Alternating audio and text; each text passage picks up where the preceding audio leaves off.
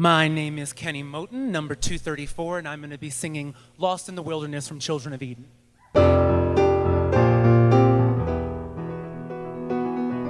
Don't you ever watch the eagle fly to the sun and wonder how we got to be so free?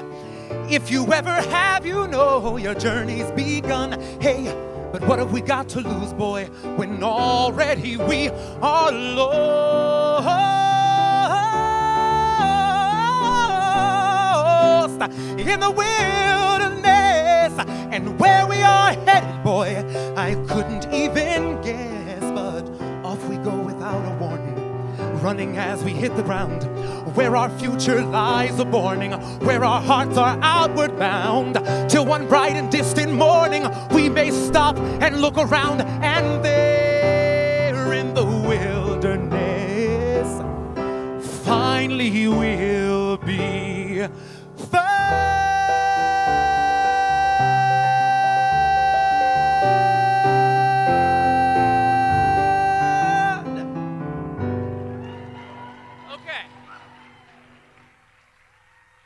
Hey, thank you. That shit happens at auditions all the time, just so everybody knows. So I recently did a little math, and I realized that I have sang that song 1,000 times auditioning. 1,000 times, which really made me question my life choices as to why I would put myself out there like that. But the point is, it's an interaction that I know really well, and it's something that I know how to do consistently. And actually, I'm happy that happened because it's consistent no matter what I do and no matter what the circumstances. I know that I have to ask myself, how do I put myself out there in front of a group of people I've never met? How do I share my talent and also share authenticity? And it's hard when you have to do that about 20 times a day. But today I'd like to share with you what I learned in my career as a performer that now relates to my career as a creative consultant. Because so much of the knowledge is applicable to each and everything that I do, whether it's messaging, events, entertainment, training and development, or guest experience. So my company is called Narrative Creative, and we use creativity and customer experience to make organizations more collaborative, more joyful, and more consistent. Creative business strategy helps you and your employees, partners, and customers enjoy stronger and more sincere connections. Now, a lot of people ask me, what the hell does that mean all the time? You can put the next slide. So this is a picture from the Beaux Arts Ball with National Jewish Health. I do the entertainment and messaging every year, and we are tasked with really figuring out how we push forward the mission of National Jewish Health while also providing exceptional entertainment that you might only find in New York or Los Angeles. Next slide. This is a training program I wrote for a 50-year-old vet clinic. They needed something more modern, more concise, that made more sense, allowed them to onboard people of all kinds of positions that just felt younger and a little bit more fun. Snooze an amazing race. Snooze asked me to put together a team building, and I thought, I've worked at Snooze, I know the culture. How do you make the culture of Snooze translate into a team building? How many people here have done a corporate team building or a team building of any kind? Sometimes it's just not that fun. It just feels bullshitty. And so what I did with Snooze was got electric tuk-tuks that took everyone around the city. We wrote a scavenger hunt, and we made it feel like it feels in a Snooze restaurant. Next slide. So the way that we create these things, we use something called the circle of experience, and it's kind of a way that our creative process works. And it consists of 6 C's: communication, connection, consistency, culture, collaboration, and care. And today I want to hone in on 3 of these concepts, because the point is that whether we're working for the Beaux Arts Ball or a corporate team building, all of these things make the process work, and it's how we connect with our audience. And that's what I learned from the world of theater. So the first slide here, the C is consistency. Every organization must have clear policies and goals to ensure every guest interaction is consistent. Consistency builds trust, and it's one of the biggest drivers of satisfaction and loyalty. Now, the reason I opened with the song was twofold. Number one, everybody kept asking me, are you going to sing a song? Number two, it's because it's where I learned how to be consistent. Your job as a performer or an actor is not performing, it's auditioning. It is about auditioning and getting a part. You have to be a consistent auditioner, and you have to be a consistent performer. At Snooze, I used to tell people doing training all the time, the show at table 4 has to be the same as the show at table 16. And your Wednesday matinee has to be the same as your Saturday night. That consistency matters. And in any guest interaction, it's equally imperative that the show backstage is as good as the show that's happening on stage, and vice versa. In the world of theatrical production, a director sets a show. They rehearse the cast, they work with the production team, they work with everyone to get the show to where it should be for opening night. And then you hand it over to a stage manager who makes sure that it stays there. We give notes to actors that you have to hit your mark. You have to take these notes that say, you know, the set didn't come in at the right time, you're over time, you need to shave off 15 minutes of the show. And one of the things I've noticed in hospitality is that we often don't focus on the entire production. We put more focus on one area. We may put more focus on the back of the house and food consistency, and we'll just leave the front of the house to their own devices to do whatever the hell they want. So it begs the question, why do we not focus on all areas to own their own consistency? By a show of hands, how many of you feel like the focus on consistency is equal across the board in your organization? Damn, no one? I mean, why is that happening? It's a little disappointing. You know, consistency, I think we all agree, is a non-negotiable. But why do we focus only on one area? When you take the time to step back and look at every person in the organization as an equal part of a production, that's when you truly make a consistent guest experience. You know, it's why Phantom of the Opera has been on Broadway since 1988, 8 shows a week. And it's why every time I go to New York, I still go to a Danny Meyer restaurant, because I know what I'm going to get. So if that's the case, we should ask more questions about how you spread consistency across all pieces of the production. Collaboration, next slide. Using information to create something new in support of a shared vision or goal. One thing I hope everyone takes away today, collaboration is not about the exchange of information.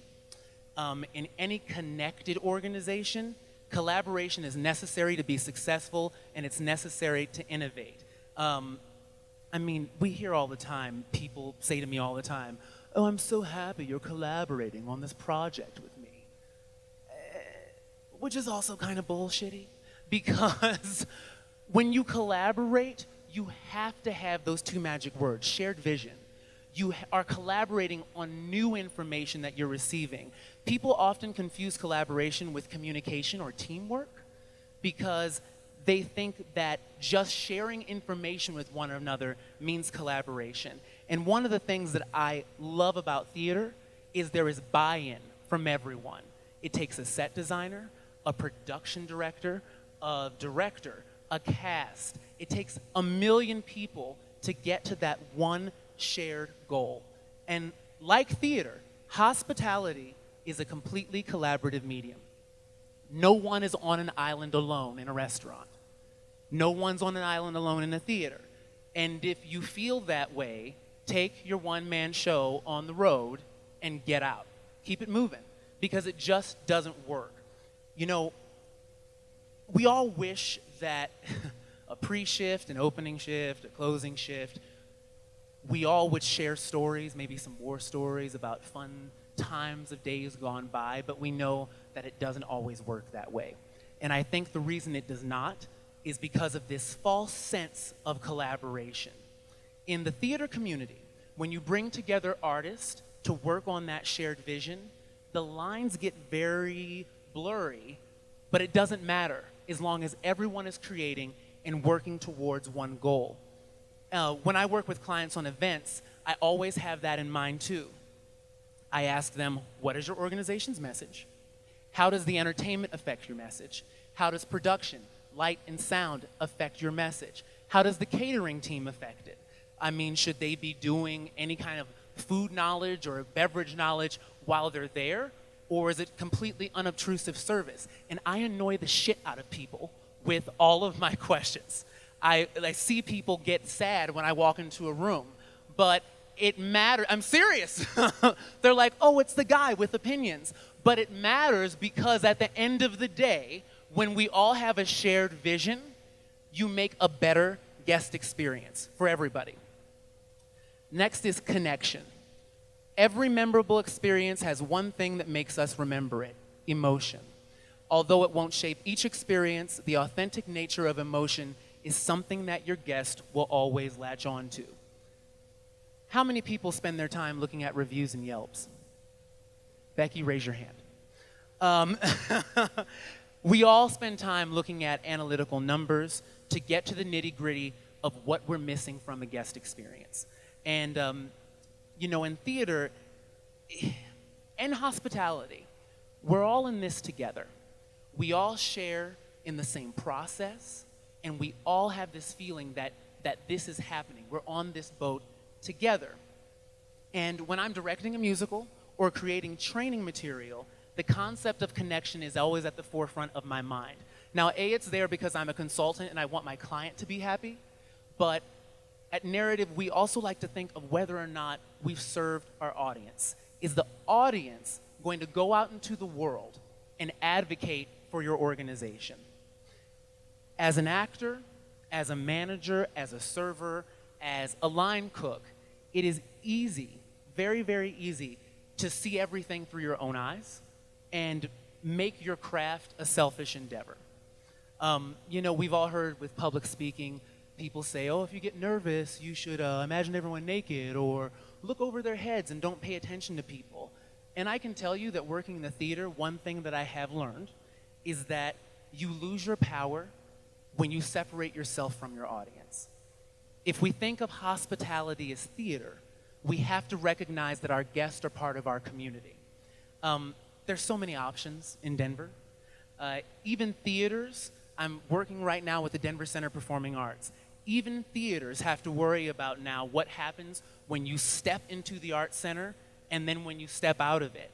It's about the entirety of the experience. And I'm sure everybody in this room understands how different it is. It's not just about food.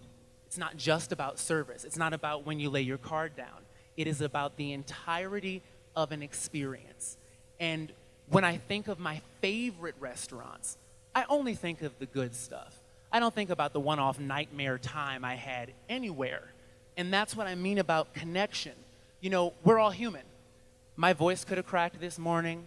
You might have had a bad night. I had an experience at a restaurant last night where the girl next to the Aloha, man, what a time she had the day before. But we're all human people. But we have to remember the emotional connection and feeling of community is what makes a guest a raver, and it's what makes your audience member an advocate. In theater, with productions, they have something called a talk back or a round table where you have cast, creative team, get a Q&A with subscribers or students, and they get to ask a bunch of questions. I did a show called Next to Normal, which is a musical about bipolar disorder and depression, and it pissed everyone off all the time.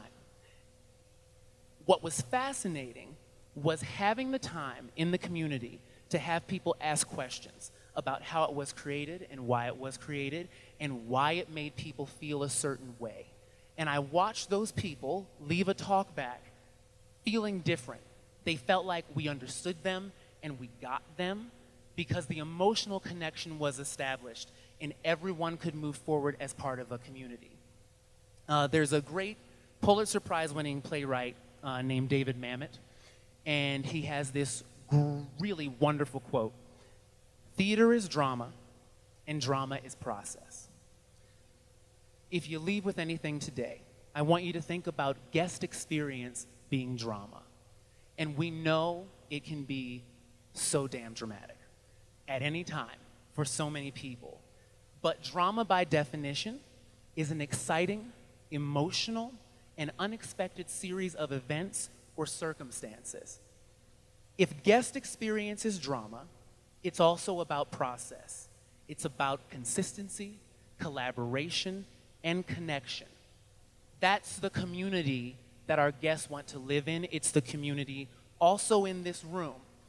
And if you honor your audience and take them on a ride with you, you can create truly unforgettable experiences. And maybe you might get the job. Thank you all so much for your time today.